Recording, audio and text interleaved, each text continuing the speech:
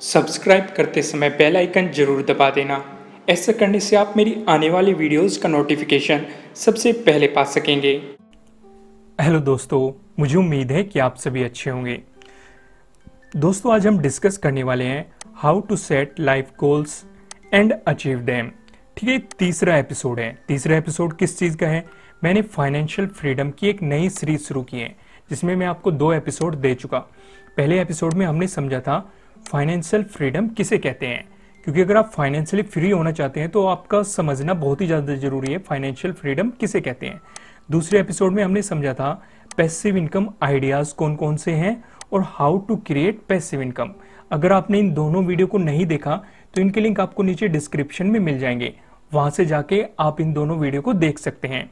क्योंकि आज हम इससे नेक्स्ट एपिसोड डिस्कस कर रहे हैं, वो है how to set life goals and achieve them. आप अपनी लाइफ में गोल्स को किस तरीके से बना सकते हैं और उन्हें अचीव कैसे कर सकते हैं, इस टॉपिक को आज हम डिस्कस करने वाले हैं। तो सबसे अच्छा तरीका क्या है गोल्स को बनाने का और उन्हें अचीव करने का, अभी मैं आपको रफली बता देता हूं। हम इसे पूरी वीडियो को देखते रहिए, हम इसे एग्जाम्पल से समझेंगे। अभी मैं आपको थोड़े से स्टेप बता देता हूं। पहला तो है राइट डाउन योर गोल्स। ठीक है, अपने सारे गोल्स को लिख लीजिए। उसके बाद आपको क्या करना है, आपको एक प्लान बनाना है। सबसे पहले आप अपने गोल्स को लिखिए, उस गोल को अचीव करने के लिए एक प्लान बनाइए। कैसे बनाना है वो मैं आपको एग्जाम्पल से आगे समझाऊंगा इसी वीडियो में। उसके बाद आपको क्या करना है, टेक एक्शन एवरी डे। आपको हर रोज इस प्लान के अकॉर्डिंग काम करना है और जो भी आपने इस प्लान में डिसाइड किया है उसे अचीव करने की हर रोज कोशिश करनी है और हर दिन उससे थोड़ा सा बेहतर करने की कोशिश करनी है। कैसे, हम आगे इस वीडियो में समझेंगे।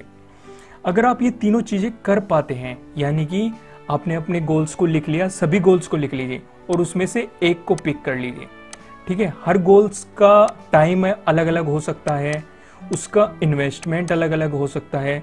सपोज करो मैं कुछ एग्जांपल ले लेता हूँ। आपने सोचा कि आपको वर्ल्ड टूर करना है, ठीक है, तो इसके जो अमाउंट होगी वो भी ज़्यादा बड़ी होगी कि आपको ट्रैवलिंग करनी है, ट्रैवलिंग का खर्चा और होटल का खर्चा, फूड का खर्चा, फिर आप किसके थ्रू, अगर आप गाड़ी या बाइक से कर रहे हैं तो आपका पेट्रोल लगेगा, उसका खर्चा। अगर आप सिर्फ ट्रांसपोर्टेशन, पब्लिक ट्रांसपोर्टेशन का इस्तेमाल कर रहे हैं तो उसके लिए भी आपको टिकट के लिए पैसे लेने पड़ेंगे या बाकी सारी चीज़ों के लिए। तो ड्रीम कुछ भी हो सकते हैं आपके गोल्स कुछ भी हो सकते हैं। उन्हें लिख लीजिए, उनमें से एक को पिक कीजिए और उसका टाइम डिसाइड कीजिए और इन्वेस्टमेंट डिसाइड कीजिए। हम अभी आगे एग्जांपल में डिटेल में समझेंगे। उसे आपको अचीव कैसे करना है, उसके लिए आपको टाइम भी चाहिएगा, इन्वेस्टमेंट भी चाहिएगा, जो आपको पैसा चाहिए उसके लिए वो भी चाहिएगा और उसके लिए आपको रोज कुछ ना कुछ करना है, उस एक्शन को करना है। अगर आप ये तीनों चीजें कर पाए तो आप डेफिनेटली अपने गोल्स को अचीव करने में सक्सेसफुल हो जाएंगे। आगे बढ़ने से पहले मैं आपको कह देना चाहता हूं कि इस वीडियो को लाइक जरूर कीजिएगा। आगे मैं आपको एग्जांपल से समझाने वाला हूं। यहां तक अगर आप आगे हो तो लाइक बटन दबा दीजिए। तो अब हम एक एग्जांपल लेते हैं। मान लेते हैं आप एक घर खरीदना चाहते हो। घर खरीदना हर किसी का सपना होता है, क्योंकि बहुत सारे लोग रेंट पे रह रहे होते हैं। रेंट पे बहुत सारी प्रॉब्लम होती है, मकान मालिक की प्रॉब्लम, या उन्हें बार बार अपना घर चेंज करना पड़ता है किसी न किसी कारण से। तो हर कोई इंसान चाहता है कि अपना एक घर हो जाए। कुछ लोग को के पास, वो फैमिली के पास साथ रह रहे होते हैं, उनके पास अपना घर होता है, पर लेकिन वो चाहते हैं कि हम फैमिली से थोड़ा हट के रहे अपनी प्राइवेसी के कारण, कि हमारा एक घर हो जाए। यानी कि कुल मिला के बात यह है कि हर इंसान चाहता है कि उसके सर पे एक छत हो, जिससे कि वो आराम से रह सके, सुकून से रह सके। तो आपने एक प्लान बनाया कि आपको एक घर खरीदना है और घर खरीदने के लिए यहाँ पे एक बहुत बड़ी प्रॉब्लम है। वो क्या है कि आपको एक बड़ी अमाउंट चाहिए। ठीक है, बहुत ही ज़्यादा बड़ी अमाउंट चाहिए। यहाँ पे जो प्रॉब्लम आती है वो पुअर को और मिडिल क्लास फैमिली को आती है। रिच लोगों के पास तो पैसा होता है, वो तो अपना एडजस्ट कर लेते हैं अपने अकॉर्डिंग, जहाँ पे भी रहना चाहते हैं, सर्वाइव करना चाहते हैं, वो कर लेते हैं। प्रॉब्लम कहाँ आती है कि अगर आप पुअर है मिडिल क्लास फैमिली में, ठीक है, पुअर को ज़्यादा प्रॉब्लम आती है। तो आज मैं एक टॉपिक से डिस्कस करने वाला हूँ कि आप चाहे 20,000 रुपये कमा रहे हो या फिर 30,000 रुपये कमा रहे हो या फिर 50,000 रुपये कमा रहे हो पर मंथ, या 1 लाख कमा रहे हो, कुछ भी कमा रहे हो, मैं एक एग्जाम्पल डिस्कस करने वाला हूँ। ठीक है, आपको उसमें से कितना बचाना है और उसे किस तरीके से एडजस्ट करना है जिससे कि आप अपने मनपसंद या अपने ड्रीम हाउस को परचेज कर पाए। मैं जस्ट ये एग्जांपल ले रहा हूँ एक, क्योंकि कुछ भी हो सकता है, आपका गोल जरूरी नहीं कि आपका गोल घर खरीदना हो। मैंने एक एग्जांपल लिया है, बस मैं आपको समझाना चाहता हूँ कि आपको गोल कैसे डिसाइड करना है, उसका प्लान कैसे बनाना है और एक्शन कैसे लेना है। ठीक है, ये चीज़ बस मैं आपको बताना चाहता हूँ एक एग्जाम्पल से। मेनली जो घर की कीमत होती है वो 40 लाख रुपए होती है। अगर आप किसी मेट्रो सिटी में रहते हैं तो 40 लाख के अंदर आपको फ्लैट मिल जाएगा।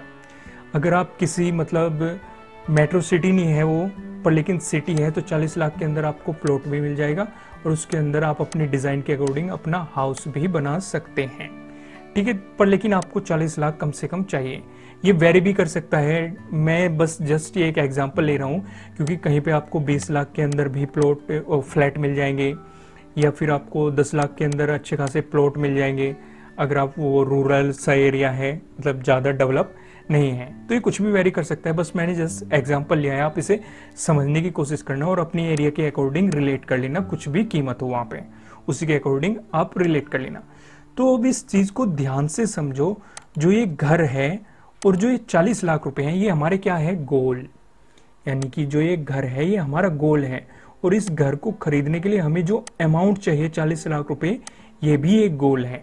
और इसके बाद हमें क्या करना है, हमें करना है एक प्लान बनाना है। हमें गोल तो पता लग गया कि हमारा गोल क्या है, हमारा गोल है घर, और घर को खरीदने के लिए हमें इतनी अमाउंट चाहिए। अब ये अमाउंट कहाँ से आएगी, इसके लिए हम बनाएंगे एक प्लान कि कैसे हम इस अमाउंट का अरेंजमेंट करेंगे। तो इसमें मैं बस आपको ये कहूँगा कि अगर आप कुल 10,000 रुपये ही बचा पाते हैं पर मंथ। अब यहाँ पे एक चीज़ समझो, जिनकी 20,000 रुपये सैलरी है उन्हें भी 10,000 रुपये बचाने हैं। वो कुछ भी बचा सकते हैं, 7,000 भी बचा सकते हैं या 5,000 भी बचा सकते हैं, ऐसे ही उनका टाइम बढ़ जाएगा। पर लेकिन मैं आपको क्या समझाना चाहता हूँ, आपको कम से कम 10,000 रुपये तो बचाने हैं। एडजस्ट हो जाता है, आप कैसे करोगे हम आगे आने वाली वीडियोज़ में समझेंगे कि बजट कैसे तैयार किया जाता है। क्योंकि इससे ऊपर अगर किसी की सैलरी है, अगर 30K है या फिर 50K है, ये तो इजीली बचा सकते हैं 10,000 रुपये पर मंथ अपने खर्चों को कम करके। देखो, अगर आपको घर चाहिए, आपको अपने ड्रीम पूरे करने हैं, तो कुछ ना कुछ तो आपको सेक्रीफाइस करना पड़ेगा, कुछ ना कुछ तो एडजस्टमेंट करना पड़ेगा। कुछ सालों तक आपको अपने कुछ खर्चों पे कंट्रोल करना पड़ेगा। वो हम डिस्कस करेंगे जब हमारी बजट की वीडियो आएगी, कि आप अपनी सैलरी के अकॉर्डिंग, या फिर अगर आप बिजनेस कर रहे हो तो आपकी मंथली जो इनकम जनरेट होती है उससे बजट को किस तरीके से बनाना है, आपको फैमिली बजट किस तरीके से तैयार करना है, वो हम आगे आने वाली वीडियो में समझेंगे।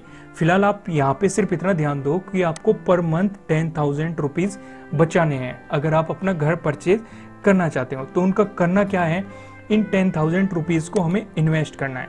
अब इस चीज़ को भी ध्यान से समझो, अगर आपके पास 10,000 रुपये पर मंथ आप बचा पाते हो तो एक साल के अंदर आपके पास क्या अमाउंट इकट्ठी होती है, सोचो। कुल 1,20,000 रुपये ये अमाउंट इकट्ठी होती है, और आपको इकट्ठे क्या करने हैं, 40 लाख। तो सोचो कितने साल लग जाएंगे इसे इकट्ठे करने में।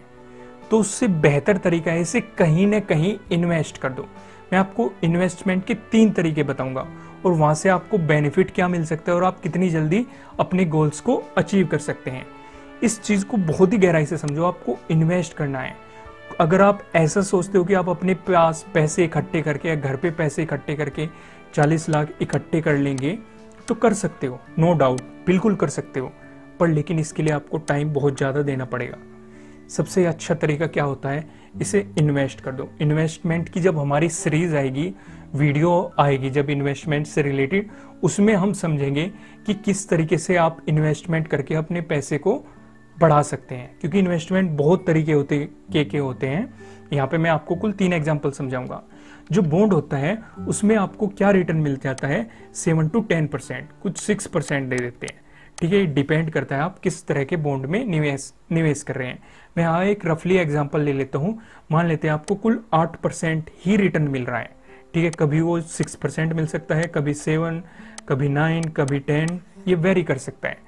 मैं एक एवरेज ले लिया कि आपको 8% ही रिटर्न मिल रहा है, और 8% आप पर मंथ 10,000 रुपीज़ इस बॉन्ड में डाल रहे हैं, और रिटर्न क्या मिल रहा है, 8%, तो आपको 40 लाख रुपए इकट्ठे करने में 17 साल लग जाएंगे। इस चीज़ को ध्यान से समझो। अगर आपको 8% रिटर्न मिल रहा है और आप पर मंथ इन्वेस्ट कर रहे हैं कुल 10,000 रुपीज़, तो आपको 40 लाख इकट्ठे करने में 17 साल लग जाएंगे। इसमें आपका टोटल अमाउंट क्या होगा जो आप मंथली डिपॉजिट करोगे, वो बैठ जाएगा आपका 20,40,000 रुपये। और आपकी जो मैच्योरिटी अमाउंट होगी, जो रिटर्न मिलेगा 8% इस पे 20,40,000 पे, वो हो जाएगा 42,25,529 रुपये। ठीक है, आप किसी भी कंपाउंडिंग कैलकुलेटर का इस्तेमाल करके इसे कैलकुलेट कर सकते हैं। फिलहाल ये सब चीज़ें हमारे लिए इम्पोर्टेंट नहीं है। मैं आपका ध्यान सिर्फ एक तरफ ले जाना चाहता हूँ कि आप जो इन्वेस्टमेंट करते हो उसका रोल बहुत बड़ा होता है। क्योंकि हमारा टारगेट क्या था, 40 लाख रुपए इकट्ठा करना, और इसे इकट्ठा करने के लिए हमें कितना टाइम लग गया, 17 साल, जो कि एक बहुत बड़ा टाइम होता है। क्योंकि हमें यहाँ से रिटर्न क्या मिल रहा था, 8%। सोचो अगर हमारा रिटर्न बढ़ जाए तो हमारे जो ये साल होंगे, जो ये 17 साल है, ये कम हो जाएंगे और हम अपने ड्रीम को यानी कि 40 लाख रुपए को बहुत ही जल्दी अचीव कर लेंगे। ठीक है, हम नेक्स्ट एग्जांपल लेते हैं। नेक्स्ट एग्जांपल, सपोज करो हमने किसी अच्छे से म्यूचुअल फंड को पकड़ा। बहुत तरह के म्यूचुअल फंड अवेलेबल है, आप अपनी रिसर्च कर सकते हैं। मैं जस्ट आपको एग्जांपल से समझा रहा हूँ। ठीक है, म्यूचुअल फंड आपको 10 to 20% रिटर्न दे देते हैं डिपेंडिंग ऑन मार्केट। कभी कभी ये नेगेटिव भी रिटर्न दे देते हैं, पॉजिटिव भी रहता है, और कभी कभी इससे भी कम दे देते हैं, पर लेकिन यूजुअली इतना रहता है इनका। ठीक है, मैं इसका भी एवरेज ले लेता हूँ, आपको 15% रिटर्न मिला। क्योंकि कभी ये 10 हो सकता है, कभी 17 हो सकता है, कभी 20 हो सकता है, कभी 22 हो सकता है, कभी 15 हो सकता है, कुछ भी हो सकता है, कभी 6 भी हो सकता है। तो मैंने एक एवरेज ले लिया कि आपको 13 सालों में हमने मान लिया लगभग 15% का रिटर्न मिल रहा है। तो सोचो अगर आप 10,000 रुपये पर मंथ इन्वेस्ट कर रहे हैं म्यूचुअल फंड में, 10,000 रुपये पर मंथ इन्वेस्ट कर रहे हैं, आपको 15% का रिटर्न मिल रहा है, तब भी आपको 40 लाख इकट्ठे करने में 13 साल लग जाएंगे। पहले हमें कितने लग रहे थे, 17 साल। वहां पे क्या रिटर्न मिल रहा था हमें, 8%। और अब यहाँ पे हमारा रिटर्न इंक्रीज हो गया 15% पे, लगभग डबल सा। फिर भी हमें 13 साल लग रहे हैं अपनी अमाउंट इकट्ठे करने में। क्योंकि हमारा गोल क्या है, 40 लाख रुपए इकट्ठे करना है, जिससे कि हम अपना ड्रीम हाउस परचेज कर सके।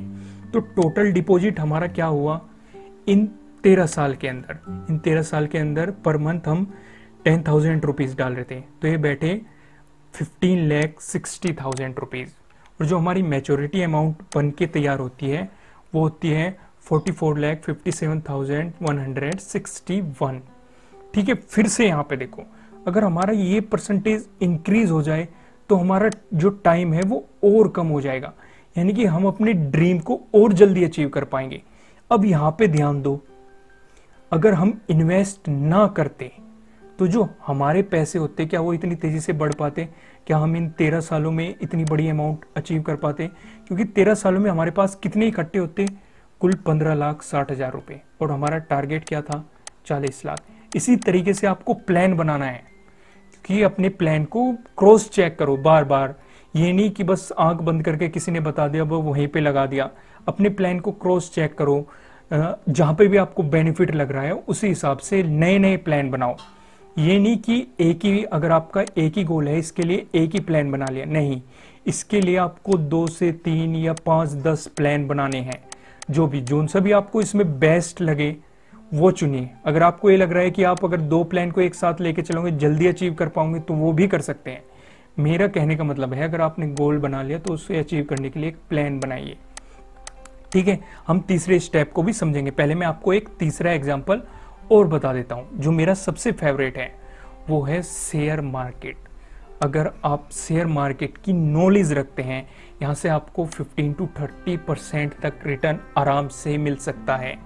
ठीक है, लॉस भी बहुत ज़्यादा होता है अगर आप अपनी रिसर्च प्रॉपर नहीं कर पाते। ये मैं आपको पहले ही बता देता हूँ, आंख बंद करके कुछ भी नहीं करना। सोचो मैंने एक एवरेज ले लिया, आप 13-23% तक का रिटर्न आपको मिल जाता है। क्योंकि जैसे मैंने आपको बताया ये वेरी करता है, वॉरेन बफे भी 21 to 25% तक ही रिटर्न ले पाते हैं पर एनुअल। हमने तो कुल 23% रिटर्न लिया है। हमारा मार्केट इससे भी ज़्यादा रिटर्न दे सकता है। क्यों दे सकता है?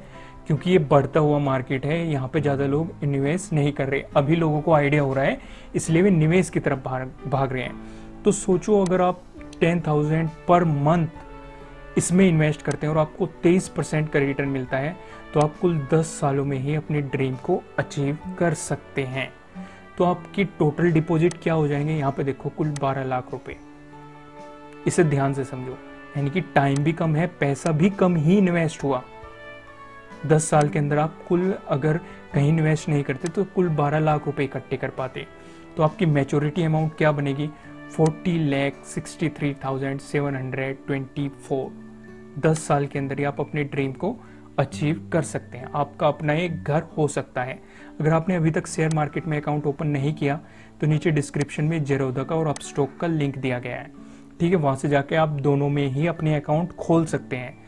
मैं तो हर ट्रेडर को सजेस्ट करता हूँ 2 to 3 अकाउंट होने चाहिए, क्योंकि एक में आप इंट्राडे कर सकते हो या फिर एक में लॉन्ग टर्म के लिए सेविंग कर सकते हो, अपनी डिपेंड कर सकते हैं वे, क्योंकि इसमें ज़्यादा चार्जेस नहीं लगते। पर लेकिन जो प्रॉफिट आ जाता है, अगर आप थोड़ा सा दिमाग लगाते हो तो बहुत ही अच्छे खासे रिटर्न मिल जाता है।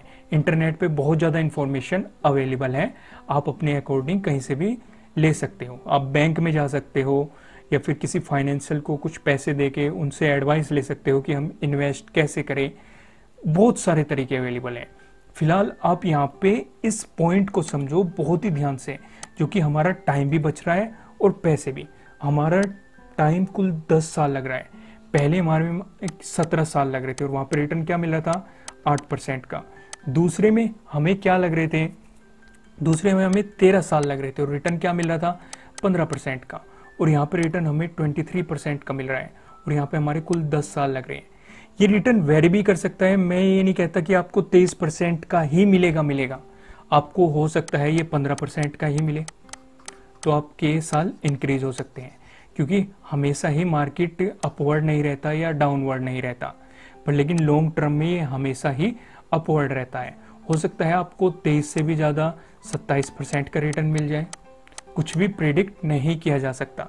बस मेरा ये समझाना है कि पैसे को अपने पास बिल्कुल भी नहीं रखना, उसे इन्वेस्ट करना है अपने प्लान के अकॉर्डिंग, और इसे कहीं पे भी, चाहे आपको एफडी करनी हो इसकी। मेरा कहने का मतलब, भले ही आपको एफडी में 6 to 7% का रिटर्न मिले, भले ही आपके साल इंक्रीज हो जाए और आपको श्योरिटी रहे कि आपके हो जाएंगे, आप पीपीएफ में कर सकते हो। 15 साल का लॉकिंग पीरियड होता है इसमें, तो आप इसके लिए प्लान कर सकते हो। इसको आपको 7 to 8% तक रिटर्न मिल जाते हैं। बस यहाँ पे भी सिक्योरिटी है बहुत ज़्यादा।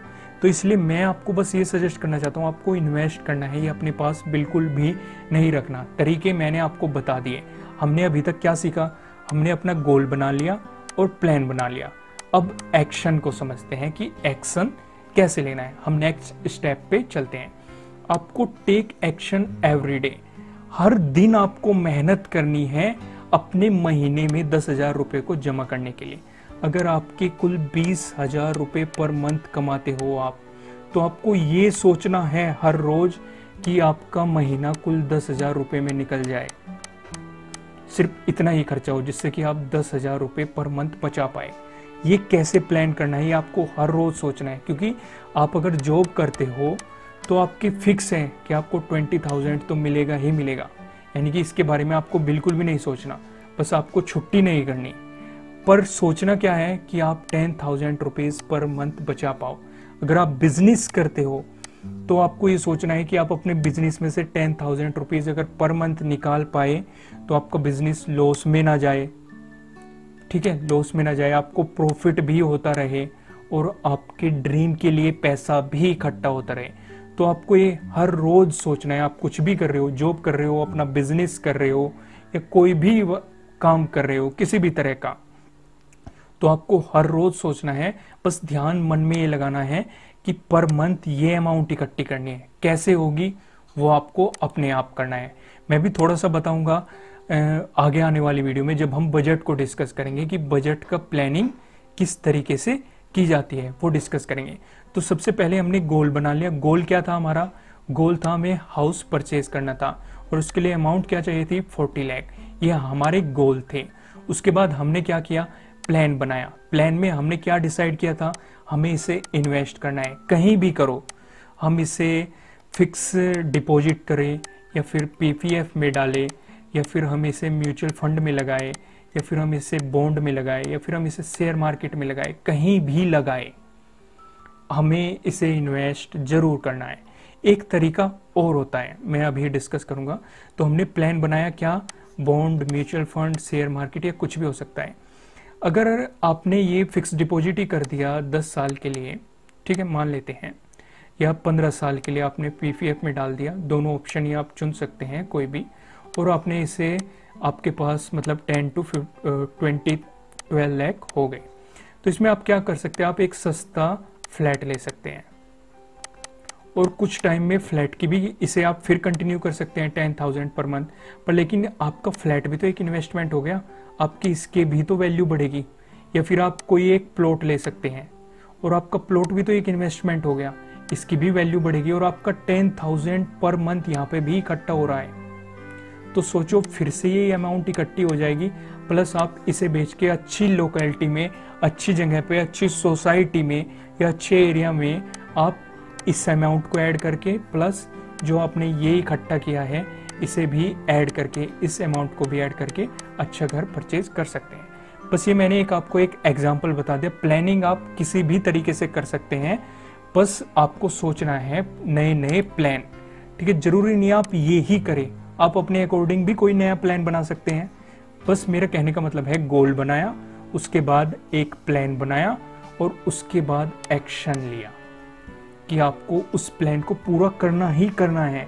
हर रोज उसके बारे में सोचना है कि इसे अचीव कैसे करना है, इसे पूरा कैसे करना है। और एक्शन क्या था हमारा, एक्शन है 10,000 पर मंथ। हमने डिसाइड किया था कि हम 10,000 पर मंथ इसके लिए बचाएंगे। ये मैंने एक बहुत ही कम अमाउंट ली है, आप अपने अकॉर्डिंग कुछ भी कमा सकते हैं। अगर आप सोचते हैं कि आप 20,000 पर मंथ बचा सकते हैं तो बहुत अच्छा है, आप इस तरीके से 30 बचा सकते हैं तो और अच्छा है। आप जो भी बचाना चाहे आप बचा सकते हैं, जस्ट मैंने एक एग्जांपल लिया। आप इसे अपनी सैलरी के अकॉर्डिंग रिलेट करना या उस तरीके से, बस मेरा आपको समझाने का मकसद सिर्फ एक था, वो ये था कि अपने जो गोल बना लिया उसे लिख लो, उसके अचीव करने के लिए फिर एक प्लान बनाओ और इस प्लान में भी बहुत सारे प्लान बनाओ, जो आपको बेस्ट प्लान लगे उसे चूज करो, ठीक है। कोई भी प्लान हो सकता है, बेस्ट प्लान को चूज करो। उसके बाद उसके अकॉर्डिंग एक्शन लो, जो भी आपने उस प्लान में डिसाइड किया उसी अमाउंट को या उसी टाइम को एक्शन में लाओ, ठीक है। बस मैं आपको इतना समझाना चाहता था, इसमें इतना समझो। जो हमारी नेक्स्ट वीडियो होने वाली है वो है how to make family budget, कि हम फैमिली बजट किस तरीके से बना सकते हैं जिससे कि हम ज्यादा से ज्यादा सेविंग कर सकें या अपने घर को अच्छे तरीके से चला सकें, क्योंकि ये फाइनेंशियल फ्रीडम का सबसे मेन स्टेप है कि हम अपने आप को फाइनेंशियली फ्री कैसे बना सकें। तो दोस्तों मैं इतना कहूँगा, अगर आपको ये वीडियो अच्छी लगी है तो इसे लाइक ज़रूर कीजिएगा। आपके मन में जो भी सवाल है आप कमेंट करके पूछ सकते हैं, मैं कोशिश करूँगा उसे आने वाली वीडियो में ऐड कर सकूँ। अगर आप भूले भटके आ गए हो, नए लोग हो, इस चैनल को सब्सक्राइब जरूर कीजिएगा इसी तरह की और वीडियोज़ पाने के लिए। ठीक है दोस्तों, फिर मिलते हैं नेक्स्ट वीडियो में। Thank you.